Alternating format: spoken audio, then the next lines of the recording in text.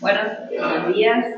Estamos acá para la defensa de la tesis de Julieta Ayelén Ronzoni, que es alumna de la maestría en estudios de las mujeres y de género de la Facultad de Humanidades de la Universidad Nacional del Comahue.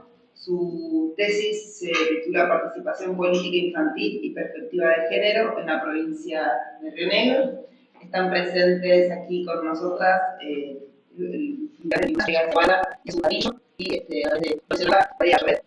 la propuesta de trabajo es la siguiente, debe tener sanitarios y después nos vamos a retirar para que el y va a terminar que salió de jornada. ¿Sí? Bueno, en primer lugar,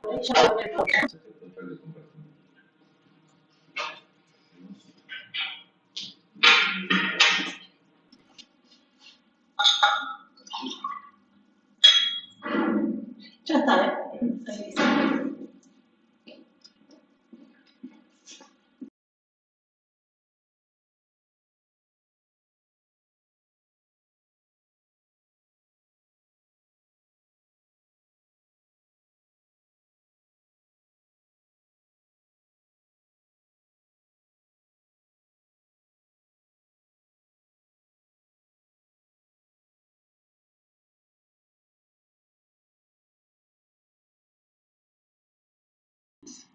Bien, bueno, en primer lugar, buenos días. Quería arrancar este momento que para mí es muy importante, lo estoy esperando hace mucho tiempo, diciendo algunas cosas sobre mí, sobre mi posicionamiento personal. Mi nombre es Julieta Ronzoni, soy trabajadora social, soy egresada de la Universidad Nacional del Comahue hace 19 años. Estoy siempre agradecida a la Universidad Pública por mi formación y por poder estar acá hoy también en esta instancia. Soy mamá de 2 hijos, Maitena y Manuel, y soy también representante de salud en el Consejo Local de Niñez y Adolescencia en Roca, en mi ciudad. Y quería contar todo esto porque también soy trabajadora full time del hospital Francisco López Lima hace 14 años, y en mi lugar de trabajo no está contemplada la formación académica ni licencia de ningún tipo para poder seguir formándonos. Entonces, quería arrancar esto porque también el feminismo nos trae muchas veces como las mujeres estamos sujetas a dobles o triples jornadas de trabajo para poder desempeñarnos en lo que tenemos ganas y deseos de formarnos y de participar, como es en este caso estas 3 esferas de mi vida, por decirlo sintéticamente, ¿no? La maternidad, el trabajo formal y el trabajo en el Consejo de Niñez, que es para mí también una militancia y que excede los espacios laborales, así que no quería dejar de enmarcarlo desde ahí. Y también como un compromiso personal de poder mirar la propia práctica, porque mucho de lo que yo hoy voy a contar tiene que ver con mi propia práctica, desde el feminismo y con un compromiso de poder mirar hacia las niñeces con preguntas y no con respuestas. Así que, habiendo dicho eso, arrancamos. Espero que la tablet esta me acompañe. Bueno, les cuento un poquito cómo organicé esta exposición. En primer lugar, las preguntas y los objetivos que guiaron esta tesis. En segundo momento, algunas breves reseñas acerca de las olas del feminismo, que es desde donde yo partí para encontrar algunos lugares comunes con el movimiento político de infancia. Algunas referencias al marco legal específico de la niñez. Y después nos metemos más en la experiencia de Río Negro y cuestiones metodológicas, los hallazgos de las políticas públicas que hemos podido construir también a partir de las observaciones que tuve de los dictámenes, y poder imaginar o empezar a pensar cómo esos hallazgos se pueden convertir en políticas públicas con perspectiva de género y algunas conclusiones. Ahí está. Bueno, el objetivo general que me propuse es analizar cómo se articula la perspectiva de género con la construcción de ciudadanía en la infancia a partir de los dispositivos de participación política infantil que se encuentren funcionando en la provincia de Río Negro, específicamente en estas 4 localidades, Catriel, Sierra Colorada, Allen y General Roca, en el periodo 2015-2023. Y los específicos que fueron a analizar las distinciones que podrían darse en la participación política de niñas y niños por la Comisión de Género, Identificar cuáles fueron las estrategias o cuáles son las estrategias utilizadas para visibilizar la participación de la niñez y indagar cómo funciona esa articulación entre esos aportes realizados y la incidencia en política pública desde la perspectiva de género. Y después algunas preguntas, ¿no? En primer lugar, esta es la principal pregunta. ¿Existen diferencias en las demandas colectivas de las niñas que estén signadas por la condición de género? ¿O esas demandas aparecen más tarde en la vida, habiendo atravesado y habiendo ya pasado por distintos procesos de socialización y de estar atravesados por distintas instituciones? Esa es la principal pregunta. La otra de los interrogantes es cómo el feminismo, que es el movimiento que en el último tiempo visibilizó la lucha histórica por de las mujeres y las disidencias en el espacio público, qué lugar le hacen a los planteos de las niñeces dentro del propio movimiento. Y por último, qué es lo que favorece o obstaculiza la posibilidad de que distintos funcionarios del área de niñez tomen estos aportes de las niñas para planificar política pública desde la perspectiva de género. En cuanto a las olas del feminismo, que era el primer punto que yo quería tomar, sintéticamente lo que fui encontrando es que en la primera ola surge el cuestionamiento al orden establecido, ¿no? Y ahí las primeras mujeres que se movilizaron en torno a ciertas demandas tuvieron que ver con esto, con el derecho a la educación, con el trabajo, con los derechos matrimoniales, con las cuestiones que tienen que ver con los hijos. También ahí empezó a surgir el reclamo por el derecho a votar y la abolición de la prostitución y los malos tratos dentro del matrimonio.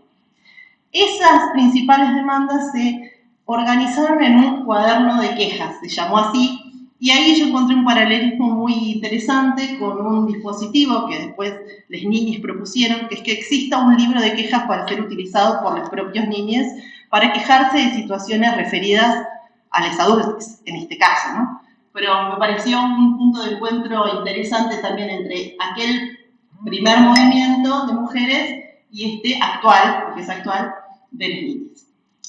En la segunda ola, que está como bien marcada por el movimiento sufragista, aparece también como el primer movimiento político de mujeres y esta declaración de sentimientos de Seneca Holmes, que es un recurso que aún hoy también emplean las niñas para llevar sus demandas al espacio público, que es, le llamamos nosotros, manifiesto de ideas y propuestas.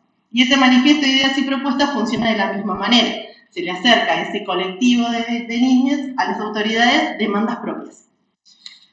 Y me parecía que ahí también que aparece también otra forma del movimiento de mujeres de instalar sus demandas en lo público, ¿no? Con otras formas de protesta más vinculadas al espacio público, ¿no? Y en la tercera ola, que tiene que ver con ya cuando nos metemos en la teoría, que se empiezan a sentar las bases de la teoría del género y a pensar la mujer desde la otredad, esa otredad es un lugar que también es habitado por la niñez. La niñez también es visto como un otro respecto de los adultos, en ese lugar de minoridad que compartieron tanto el colectivo de mujeres como el colectivo de niñas. Y en esa tercera ola aparecen ya todas las vertientes que hasta aún hoy existen dentro del movimiento feminista. Dejó de ser un único movimiento para tener diferentes ramificaciones y empieza a aparecer una forma de intervenir en el espacio público vinculado a lo simbólico, a lo metafórico y a lo colectivo, ¿no? A pensar acciones colectivas. Y esa forma de impactar en el espacio público es la forma que utilizan las niñas, o por lo menos la que yo investigué y de la que voy a contar, que tiene que ver con el sostén grupal y con impactar en el espacio público desde lo simbólico, desde lo metafórico y muchas veces utilizar ese recurso para sensibilizar al mundo adulto sobre sus propias demandas. Y finalmente, yo quería hacer una mención más particular a los feminismos populares, porque entiendo yo que son quienes más cercanos están al movimiento político de las niñeces, porque tienen ciertas características que los hacen diferentes. La principal, para mí, es que están anclados en un territorio. Lo segundo es que están vinculados a sus propias prácticas, que pueden repensar sus propias prácticas y cuánto de machismo, sexismo hay en las propias organizaciones, cuánto de adultocentrismo hay en la propia organización, y tiene una mirada intergeneracional, que para mí es fundamental para pensar cómo después pensamos a los niños y a las niñas como sujetos políticos en el marco de un movimiento feminista y cómo ese mismo movimiento feminista puede ser interpelado por las nuevas generaciones. Entonces, desde ahí pienso que es quizás teóricamente quien más luz nos aporta para analizar después los procesos que vamos a mirar. Bueno. Acerca del marco legal, nosotros tenemos un hito muy importante que es la Convención Internacional de los Derechos de Niñas, Niños y Adolescentes.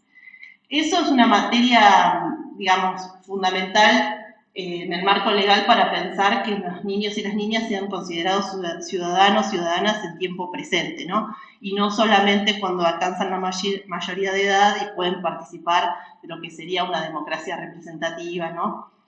Entonces, con ese paraguas se abre la posibilidad de pensar a los niños y a las niñas como sujetos de derechos, y ahí se abre un abanico de posibilidades dentro de los artículos de la Convención que ellos sintéticamente y tomando a cielo Salviolo dividí como en dos grandes bloques que son los derechos créditos y los derechos libertades. Los derechos créditos tienen que ver quizás con los derechos más asociados a la protección, tienen que ver, por ejemplo, con la vivienda, con la salud, con el derecho a la vida. Y los derechos libertades tienen que ver con todos esos abanicos de derechos que tienen que ver con la posibilidad de elegir de las niñas, ¿no? Quizás el más importante y el que vamos a retomar después en todo el trabajo es el artículo 12, que es el derecho a opinar y que esa opinión sea tenida en cuenta. Ese derecho está como escasamente explotado, según mi parecer, porque el articulado dice, tiene derecho a opinar y a ser escuchado en todos los aspectos que le conciernen. Y si uno entendiera a las niñas realmente como sujetos políticos, todos los asuntos que les conciernen de la vida en sociedad son todos. No solamente cuando hay algún derecho que está vulnerado, cuando hay alguna situación, digamos, que los pone en una situación de vulneración. Pero como nuestras sociedades son fuertemente adultocéntricas, hay como una tendencia a prestarle más atención, entre comillas, a los derechos que tienen que ver con la protección, porque nos sigue colocando como adultos y adultas en una posición de representarlos, ¿no? De tener que representar a las niñas en lo que nosotras consideramos son su mejor estar, su bienestar. Entonces ahí aparece un principio que es muy interesante dentro de la Convención, que es el de autonomía progresiva. Y poder mirar a las niñas desde ese lugar de autonomía progresiva los habilita a poder, en la medida que van creciendo, aportar como en tanto ciudadanos y ciudadanas, en tanto sujetos políticos, a la visión de su entorno, a poder opinar sobre su entorno para modificarlo. Pero ahí, bueno, aparecen también dos críticas que yo tomé a otros autores, que son Magistris y Morales, acerca de la propia escritura de la Convención, fundamentalmente dos. Una es que no habilitó en el momento de la escritura, ni posterior, porque ya pasaron más de 30 años desde que tenemos la Convención, mecanismos para que los propios niños y adolescentes participen de esa escritura. Que puedan participar, si bien el articulado dice tienen derecho a participar, no se habilitó ningún canal de participación para que ellos mismos opinen sobre eso, y tampoco está escrita desde la perspectiva de género en ningún momento, ni siquiera en el lenguaje, que está todo escrito en genérico masculino, pero tampoco hay ningún articulado específico que haga específica mención a cuestiones que tengan que ver con el género. Y ahí traigo un ejemplo, quizás, para ilustrar la posibilidad de entender a las niñas como sujetos políticos, que tiene que ver con estos derechos inventados, ¿no? Cuando les proponemos a las niñas inventar derechos, el objetivo es doble. Uno es conocer, ¿no? Justamente lo que propone la Convención, que las niñas conozcan sus derechos para poder exigirlos, porque lo que habilita el marco legal es la exigibilidad. Pero a la vez es poder pensar qué otras cuestiones le agregarían, ellos han articulado de la Convención, quizás para salvar este error de no haber sido considerados al momento de la escritura, ¿no? ¿Qué aportes le podrían hacer a la Convención? Y ahí surge una variedad de muy amplia de aportes que pueden tener que ver, voy a leer algunos, ¿no? Con, por ejemplo, derecho a tener amores, derecho a que te miren cuando hablas, derecho a no saludar con un beso, derecho a que las mujeres jueguen al fútbol, derecho a jugar con agua, derecho a mirar las estrellas, derecho a no tener tanta tarea, y puedo seguir, ¿no? Hay muchas. Pero me parecía interesante pensarlo porque las niñas cuando hacen propuestas, subyace a esa propuesta cierto conocimiento y cierta observación del mundo que los rodea, ¿no? Y ahí aparecen cuestiones que tienen que ver con la autonomía, con el respeto de sus elecciones, con la sexualidad, con la vida en familia, con el acceso a la cultura y con un montón de posicionamientos de esos niños respecto al acceso o no a otros derechos. Entonces, en ese sentido me parecía que traía un poco un ejemplo de una manera ilustrativa de cómo pueden ser considerados sujetos políticos si damos ese espacio para la participación. Si no me voy mucho. Bueno, volviendo a la experiencia, o empezando en realidad con la experiencia en Río Negro y cómo las niñas encuentran un dispositivo, que es lo que yo vengo a analizar, para poder ejercer ese estar en un espacio colectivo, en un movimiento de infancia que los considere sujetos y sujetas políticas en el presente, ¿no? Ahí hay una mención especial para hacer porque yo acá hablo de un proyecto que es un proyecto internacional que se llama La Ciudad de los Niños y las Niñas, que fue creado por un pedagogo, Francesco Tonucci. Ese proyecto, si bien tiene muchos años ya, también nació en el año 91 en Italia, se ha extendido en todo el mundo y sienta las bases desde sus fundamentos, ¿no? Desde su filosofía, de entender a las niñas en tanto sujetos políticos que puedan ser asesores políticos de los referentes políticos de una ciudad, intendentas, intendentes, gobernadores. Lo piensa de esa manera por dos cosas. Una, porque entiende que las niñas son parámetro de diversidad, que los aportes que puedan hacer los niños a pensar una ciudad van a ser aportes que no van a ser solo buenos para el colectivo de las infancias, sino una ciudad que va a ser buena para todas las otras personas que no son el varón medio adulto trabajador, que va a incluir dentro de esa mirada algún criterio de diversidad que va a permitir otro tipo de gestión de una ciudad. Ese es el planteo inicial y para hacerlo se basa en un dispositivo que son los consejos de niñas y niños. Ese es el esquema general. En Río Negro, yo quería contar un poco la historia de cómo llegamos hasta estos últimos años, ¿no? En primer lugar, esta perspectiva, la ciudad de las niñas y los niños, yo la conozco en forma particular a partir de un trabajo que yo hacía en una organización no gubernamental y la primera experiencia que conozco es la de Rosario Santa Fe, porque es la primera ciudad de Argentina que adhirió a este proyecto internacional. La segunda instancia tuvo que ver con una primera formación con este mismo programa, Ciudad de los Niños y las Niñas, en este caso de Ciudad de Buenos Aires, que se hizo en Allen, en el lugar donde este proyecto se anclaba, ¿no? Esta actividad de esta fundación. Ya en el año 2012, cuando yo empiezo a trabajar en Roca, en el marco del Consejo Local de Derechos, se hace esta pregunta al Consejo Local de cómo incluir también dentro de ese mismo espacio, que es un espacio interinstitucional, pero que está conformado solamente por adultos y adultas, la mirada de la niñez, ¿no? Cómo poder incorporar ahí las miradas y los aportes, porque el Consejo Local es un organismo consultor de política pública, entonces cómo poder incorporar ahí la mirada de las niñas.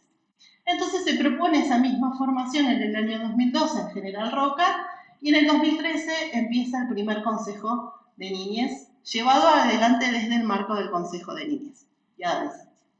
Desde ese momento hasta la fecha nunca dejó de haber consejos de niñas y niños. Entonces somos de la provincia la ciudad que más larga experiencia tiene en este trabajo, ¿no? Y después, en los años subsiguientes, pero recién entre el 2019 y el 2021, hubo otras ciudades de Río Negro que adhirieron a este mismo proyecto, algunas con una forma similar a la nuestra y otras directamente desde los municipios. Esas ciudades fueron Sierra Colorada, Catriel y Allen. Por eso tienen una experiencia más corta en el tiempo y sumado a que actualmente y con los cambios de gobierno que hubo, hay algunas que no se sostienen hasta la fecha.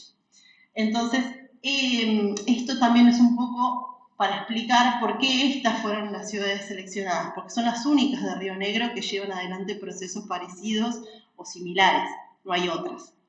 Entonces, estas fueron las que se seleccionaron. Y acá yo quería detenerme un poco también en base a las observaciones que me realizó el jurado acerca de cómo trabajamos las indagaciones con las niñas. Y ahí hay una salvedad muy importante porque todo lo que nosotros, o en este caso, sí, nosotros, porque no lo hice sola, lo hice con un equipo de gente que también coordina consejos de niños y niñas, recabamos de sus voces, no fueron en un formato de entrevista. No, yo no entrevisté a ningún niño ni ninguna niña para mi trabajo. El esquema que se usa es el esquema de metodología que tiene en sí mismo un consejo de niñas. Y por eso lo quería contar. Y por eso también digo que es un proceso de investigación adentro de otro, ¿no? Porque yo usé este recurso, que es la metodología de los consejos de niñas y niñas, para indagar y poder mirar desde la perspectiva de género esos pequeños recortes, fragmentos de estos procesos que son muy largos.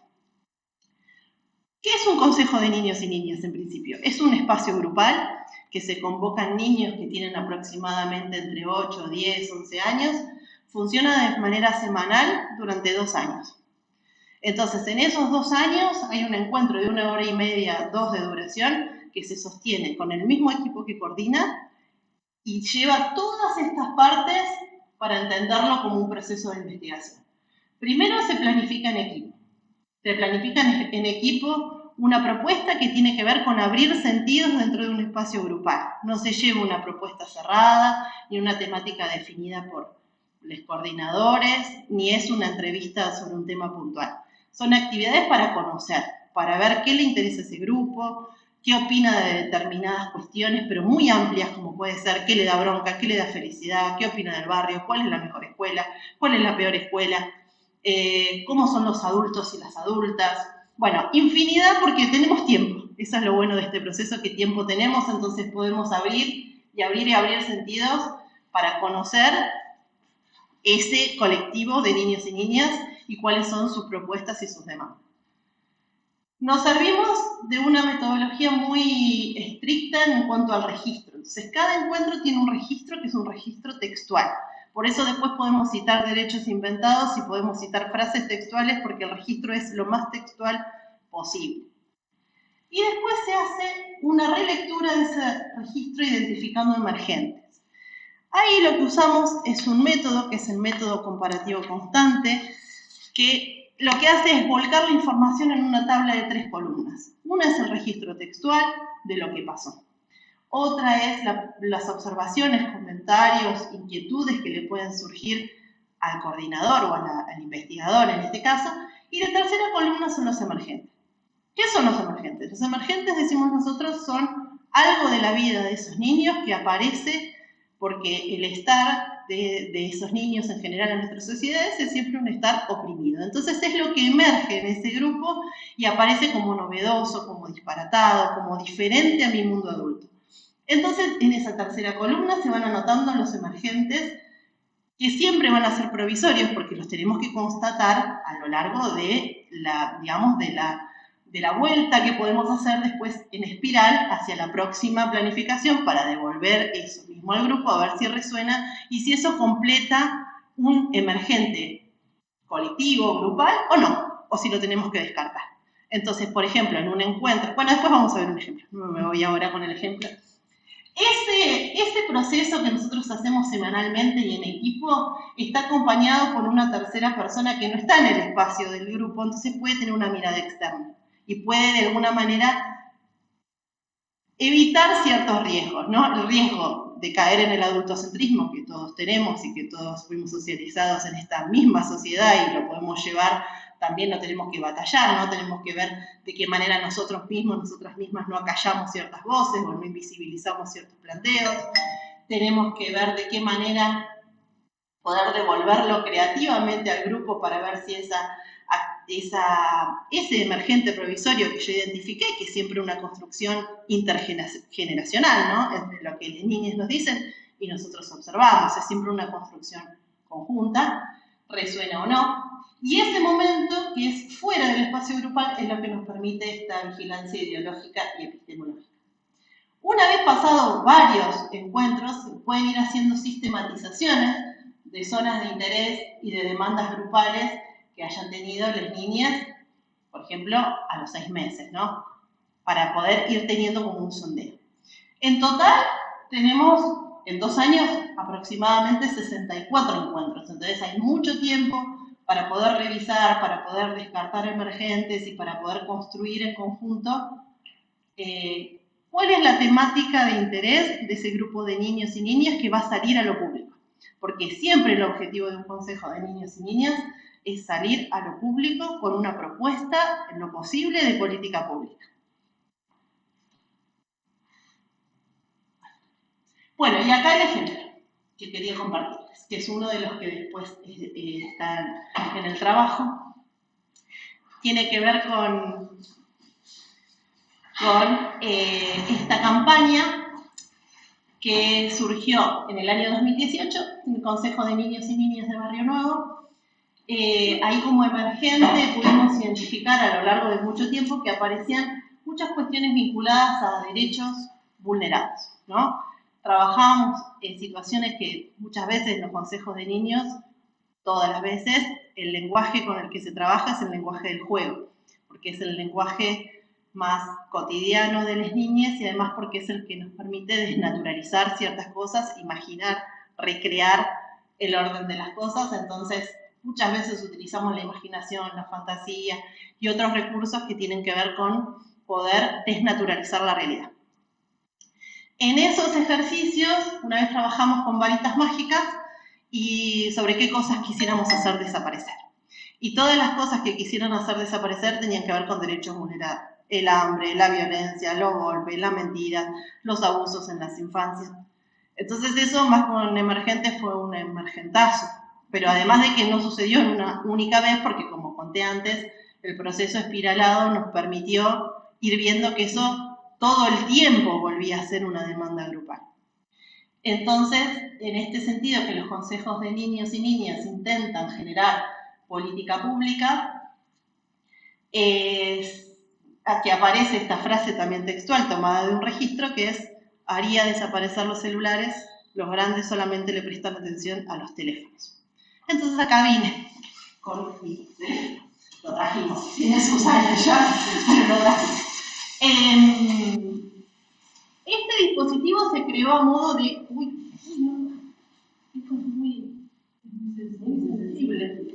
Bueno, se creó a modo de campaña, de intervención en la vía pública, como las feministas radicales hacían en los concursos de belleza que entraban para denunciar los estereotipos de género. Bueno, esto funcionó de la misma manera, pero te quiero mostrar un video antes.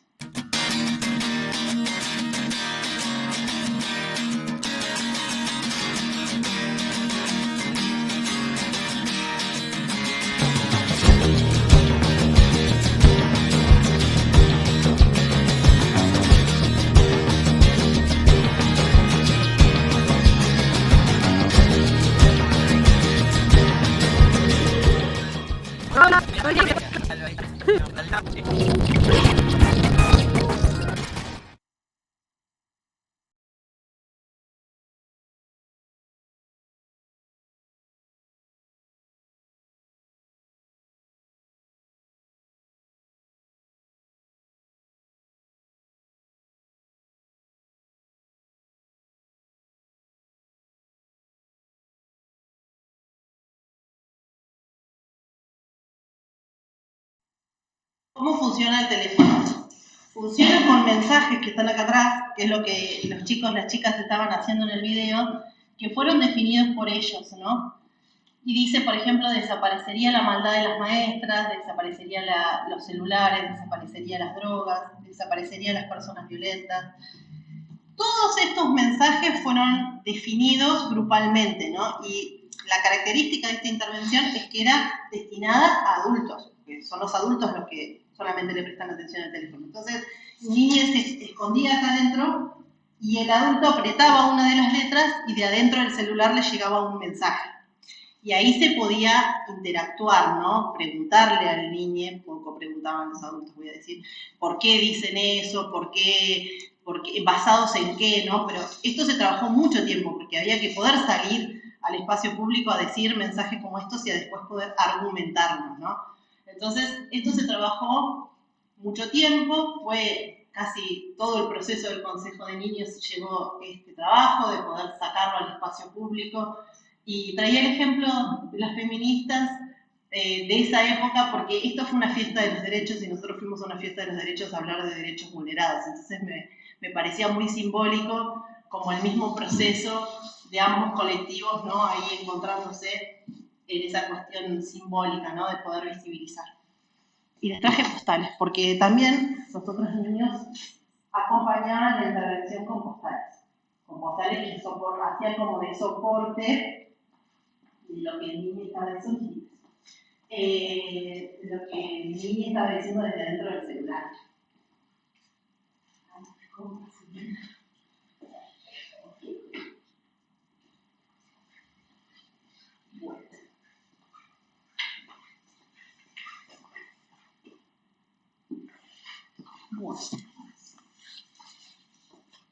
Bien.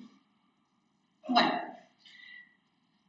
Sobre los adultos y adultas entrevistados, ahí sí hubo entrevistas, fueron todas entrevistas en profundidad. Y sobre los criterios que se tomaron en cuenta fueron, uno, tomar la totalidad de las ciudades que estaban llevando a cabo la experiencia, y dos, criterios, para el caso de las referentes, un criterio fue haber coordinado un espacio de consejo de niños y niñas. Por lo tanto, estar familiarizado con esta metodología y con esta propuesta de trabajo. Y para el caso de les funcionarios, conocer la perspectiva de la participación infantil en tanto algo que se estaba desarrollando en su localidad, conocer eso, y ser funcionario vinculado al área de niñas. Esos fueron los criterios que se tomaron. Y como conclusiones o cuestiones más relevantes, en el caso de las referentes, lo que observaron fue mayor participación numérica de niñas en relación a niños, lo que nos habla de una feminización de la participación que muchas veces se sostiene también incluso en otras edades, en edades adultas. Y por otro lado, que no habían existido, por lo menos en sus registros, demandas diferenciadas por género en los territorios. Después se identificaron sí claramente cuáles son los mecanismos adultocentristas como obstáculos para la participación, que tienen que ver cuando las niñas plantean cosas que son contrarias a los intereses adultos, ahí empieza a haber menos aliados, menos solidaridad política con el movimiento de infancia, porque el movimiento de infancia es muy bonito hasta que empieza a interferir con intereses adultos. Entonces ahí deja de haber, quizás algunos aliados se caen, ¿no? Eso estaba claramente identificado por los referentes y las referentas entrevistadas. Y después la participación de las niñas es situada. Eso es como algo que también trajeron todos los que entrevisté, que pueden hacer aportes basados en su experiencia. Entonces, según dónde esté situado ese consejo de niños y niñas, va a delimitar de alguna manera el tipo de propuesta que surja. Por ejemplo, si es en una escuela, va a haber más cantidad de propuestas vinculadas a la escuela, si es en un barrio, más cantidad de propuestas vinculadas al barrio. Y en cuanto a los funcionarios y funcionarias, que la mayoría fueron funcionarias. Si bien reconocen la capacidad de las niñas para realizar aportes en política pública, como les reconocen esa capacidad de que pueden hacer aportes novedosos, no hay demasiado impacto real en la política pública de algo tomado desde los niños para la planificación de la política pública y ninguna específicamente desde la perspectiva de género. Eso ahí yo quería hacer una salvedad porque no solamente no toman ninguna desde las niñas, no lo leen desde el género desde las niñas, pero tampoco lo proponen como funcionarias, porque podría haber alguna propuesta como funcionarias, así como al estilo de las acciones, las medidas de acción positiva que se toman para las adultas, que vienen a salvar algunas desigualdades históricas y lo proponen las mismas funcionarias, no pasa eso en el caso de las niñas, digamos. No hay, por lo menos hasta este momento, ninguna experiencia que tenga que ver con eso. Uy. Ahí está. Bueno. Y acá, sobre los hallazgos de la investigación, tomé la propuesta del jurado de poder pensar, imaginar cómo sería una política pública desde la perspectiva de género tomando esos hallazgos. Así que, bueno, acá hice 3 cuadros que sintetizan los hallazgos de la investigación que hice. Una tiene que ver con todo lo que fue el mundo adulto, el trabajo sobre Ni Una Menos y la experiencia del celular. Tienen en común esas 3 experiencias o esos 3 recortes que problematizan los estereotipos de género y que desnaturalizan la violencia, ¿no? O las violencias. Hacen una mención específica a la violencia de género, esas 3 propuestas, y se han incluido en intervenciones de carácter simbólico en la vía pública y en actos políticos. ¿Cuáles son las propuestas, de alguna manera, que hacen las niñas en estas 3, o en algunas de estas 3 experiencias? Que exista un libro de quejas, volvemos al principio, ¿no? Que exista un libro de quejas para uso infantil en la comisaría y en la escuela, que haya teléfonos gratuitos contra la violencia infantil para llamar y denunciar, y que haya campañas de visibilización de la problemática. Esas son propuestas de las niñas.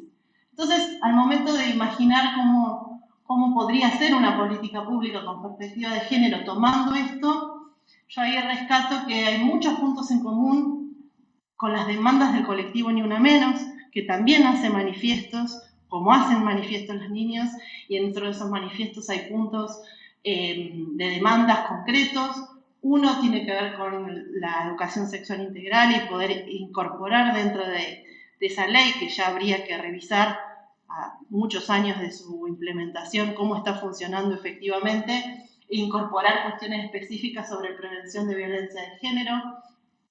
Para el caso de los libros de quejas, poder tener acuerdos institucionales para que esos libros de quejas funcionen, y que como es una queja individual, y el Consejo de Niños no funciona individualmente, funciona siempre colectivamente. Por esa queja, que pueda ser una queja individual, que mediante protocolos institucionales estén disponibles para que las otras instituciones que son parte del sistema de protección sí puedan tener una intervención individual con ese niño. No es algo quizás complicado de hacer en localidades pequeñas. Es un acuerdo, un protocolo que se puede generar, como se han generado en nuestra localidad protocolos para otras situaciones de vulneración de derechos, ¿no? Y después las campañas, que pueden ser de carácter simbólico, ver cómo comunicacionalmente se las puede ampliar para difundir, para amplificar esa propuesta o esa denuncia que están haciendo el colectivo de las niñas. Ahora se va todo. Se nos va todo. Bueno, después otra de las propuestas fue el Día del Amor, ¿no? Que fue una jornada que se implementó. ¿Qué contiene esa propuesta en su interior? Una que problematiza el amor romántico y todos los estereotipos vinculados al amor, como pueden ser las fechas, los colores, las frases. Pone de manifiesto los conflictos en las relaciones interpersonales y en las instituciones que atraviesan a la niñez, sobre todo la escuela y la familia. Nos habla también de machismo y de sexismo en algunas frases y recortes que las propias niñas traen de sus familias o adultos referentes, ¿no? En general varones. Y cuestiona la heteronormatividad también cuando ha planteado, por ejemplo, distintas configuraciones familiares. ¿Cuáles fueron las propuestas que surgieron en esta propuesta del Día del Amor? Una jornada de sensibilización con actividades lúdicas reflexivas que esté coordinada por niñas propiamente, que haya audios transmitidos por radio y participar de alguna manera en la jornada conmemorativa del 25 de noviembre. ¿Cómo imagino una política pública que contenga esto? Una, convocar a los consejos de niñas que existan en la localidad cada vez que se imaginen o se planifiquen actividades conmemorativas para algunas fechas. ¿Esto por qué? Porque sucedió, en la experiencia que yo relevo de Roca, funcionó una única vez. Una única vez ese Consejo de Niñas que planificó el Día del Amor fue convocado a la actividad conmemorativa del 25 de noviembre que estaba organizando en ese momento la Asamblea Feminista y el Consejo Local de Mujeres Diversas. Pero lo que yo pienso acá es, estaría bueno que eso no sea algo anecdótico, porque si lo pensamos en la esfera de la política pública, debería estar incorporado como algo sistemático, como algo que entonces el Consejo de Niñas o otro movimiento de niñas de la localidad sea considerado un actor político que tiene opinión para decir en el marco, o aporte para decir en el marco de la conmemoración del 25 de noviembre, por ejemplo. En ese sentido se pueden también en el marco de los consejos locales, ¿no?, que también existen de mujeres, modificar reglamentos para que haya una incorporación más formal de algún colectivo de niñas que pueda de vez en cuando, de alguna manera sostenida, participar de esos otros encuentros, porque también ahí es interesante pensar lo intergeneracional, ¿no?, y cómo el movimiento feminista, de alguna manera, asambleario de una localidad, incorpora dentro del propio movimiento la mirada de la niñez, de una manera sostenida. Bien, y por último, el mundo escolar y el lenguaje. Este eje lo que hace es problematizar sobre todo las tareas extraescolares y la vulneración del derecho al tiempo libre. Esto lo interesante quizás es que no tiene ningún tipo de distinción de género, lo han manifestado de igual manera nenes y nenas, no tiene ninguna diferencia en ese sentido. Lo mismo que la relación de poder docente-estudiantes, que muchas veces está, bueno, y también están las postales, algunos le deben haber tocado. Eso no tiene ningún tipo de diferencia en el anclaje, digamos, del género, pero sí otras cuestiones como, por ejemplo, el bullying. El bullying sí, ahí aparecen diferencias y sobre todo tiene que ver con que las nenas denuncian más frecuentemente situaciones de maltrato y más frecuentemente vinculadas al cuerpo como lugar donde ejercer la violencia simbólica, ¿no? Sos fea, sos gorda, sos vaca, eso lo denuncian más frecuentemente las nenas. Y lo que empezó a pasar muy interesante en este último tiempo de los consejos de niñas y niños es cuestionar el genérico masculino como forma universal por no sentirse incluidas las nenas dentro del genérico masculino, que es algo quizás más novedoso en este último tiempo. Porque, acá me voy a detener un poquito, cuando hicimos esta experiencia en el año 2018 en el Consejo de Niños de Barrio Nuevo, nosotros usábamos la X en ese momento y eso generó mucho malestar. Pues no estaba, porque en pensarlo también interseccionalmente, las niñeces muchas veces están atravesadas por un conjunto de cosas. Ustedes vieron el paisaje donde nosotros estábamos teniendo Consejo de Niñez, es la calle. Era la calle porque, ¿por qué? Porque estábamos en la calle. Porque nos prestaban un espacio físico que era de una iglesia. Cuando la iglesia empezó a escuchar que nosotros decíamos niñez, gentilmente nos invitó a irnos a la calle, porque ya no nos prestaron más el lugar. Y ahí apareció un montón de cuestionamientos, porque en paralelo fue cuando surgió el movimiento Con mis hijos no te metas, ¿se acuerdan de ese momento?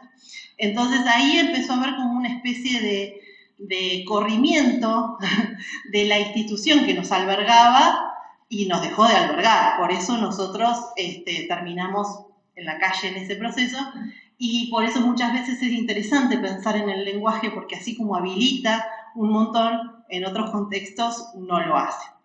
Y eso también a veces les pasa a los propios niños. Hay grupos que se identifican con la X, como también lo hemos visto en otras experiencias, y hay grupos que no. Pero lo que sí pasa es que las nenas ya no se sienten incluidas en el genérico masculino. Eso sí. Bueno, ya termino al final. Bueno, esto lo podemos dejar así, llego al final bien. Bueno, las conclusiones. En primer lugar, vemos cómo desde el principio, desde la historia, ¿no?, del movimiento de mujeres, tienen ese punto en común con las niñas, demandando una ciudadanía plena, que eso nos atraviesa desde los primeros momentos hasta ahora, cómo también aparece todo el tiempo la tensión entre el espacio público y el espacio privado, porque tanto las demandas de las mujeres como la de las niñas muchas veces se sintieron como que no eran propias del espacio público, ¿no? Porque tenían que ver con lo privado. Por suerte, las teorías feministas nos enseñaron que lo personal es político y que eso también tiene que ganar incidencia y sobre todo estar en la agenda de política, ¿no? Las demandas de las niñeces y las demandas de las mujeres. Después, en cuanto a los derechos, reconocer que a pesar del gran marco legal que tenemos, todavía se hace falta trabajar mucho sobre el adultocentrismo para poder generar espacios de ciudadanía plena para las infancias. Después recalcar esto, que la metodología que tienen los consejos de niños permiten ese estado de investigación permanente, que no es una foto, no es algo estático, que es lo que me permitió a mí darle rigurosidad al estudio, y a la vez generar prácticas ciudadanizantes en los territorios. Después ver cómo a través de las perspectivas de género y eso entrecruzado con las voces de las infancias podemos ver esa agenda común que hay entre los movimientos de niñas y los movimientos de mujeres y el rol fundamental que tienen los adultos que coordinan, porque si los adultos y las adultas que coordinan no están atravesados desde las perspectivas de género, eso nunca van a poder identificar emergentes que tengan que ver con eso y nunca van a poder después pensarse políticas públicas a la vez o demandar políticas públicas que contengan la perspectiva de género. Y sobre el lugar de los adultos, si bien esto que ya lo dije, cada vez más funcionarios reconocen la capacidad de las niñeces en tantos sujetos políticos, pero hay poco impacto aún en la política pública que contenga las miradas y las voces y las opiniones infantiles. Sí, desde los territorios se construye y apoyados en la nueva institucionalidad que nos da la Convención y las leyes nacionales que tenemos, se construyen y se sostienen con mucho compromiso estos espacios de participación política de las niñeces. Falta, para mi modo de ver, más impacto concreto en política pública. Bueno, esto ya está dicho, era un poco volver a los objetivos generales y específicos, pero creo que a lo largo de la exposición ya fueron dichos. Solamente resaltamos nuevamente que en cuanto a las ciudades relevadas, no todas estaban en las mismas condiciones, ni tenían la misma trayectoria, entonces eso generó mucha diferencia en las posibilidades de identificar cuántas de esas propuestas tenían un impacto directo en la condición de género, si había diferencia en la condición de género. Es muy distinta una experiencia de 3 años contra una de 13, entonces ahí se pueden evaluar diferentes cuestiones por la trayectoria de la experiencia, ¿no? Pero por otro lado, volver a los específicos, como para terminar ya, y decir que sí se pueden dar algunas distinciones en la participación política de las niñas, sobre todo en lo que tiene que ver con el lenguaje, las violencias y el cuerpo, lo que decíamos recién, para identificar las estrategias de visibilización de la participación de la niñez, las vimos también, los medios de comunicación, la participación en eventos masivos, las jornadas temáticas y actividades conjuntas con el movimiento de mujeres, y después la vinculación entre los aportes y la incidencia desde la perspectiva de género. Creemos que es una deuda todavía, por lo menos lo creo yo, es una deuda desde el lugar de los y las funcionarias de poder asumir en más medida la perspectiva de género para poder proponer también quizás algunas cuestiones como una construcción intergeneracional, ¿no? Desde los aportes de los niños y las niñas, pero también desde una mirada de formación, de una formación más basada en el feminismo para poder incorporar desde ahí alguna planificación que tenga en cuenta la perspectiva de género. Listo. Muchas gracias. Los dejo con esta frase que me encanta, me acompaña todas las mañanas. Todavía hay tiempo para imaginar cualquier cosa. Muchas